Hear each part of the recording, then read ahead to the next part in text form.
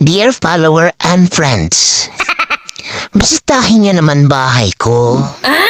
At iwanan niyo naman ang bakas.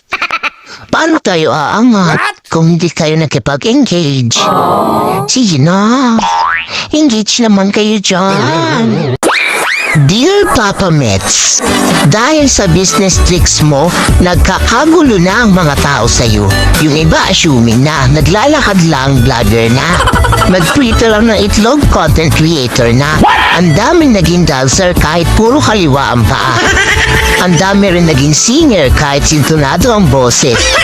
Pati ako naloko sa'yo. Kung sana umabot sa punto na pati ang kan ko kahiya ako sa post kong kung ano-ano para lang mapansin mo. Yours truly, Creator Mo.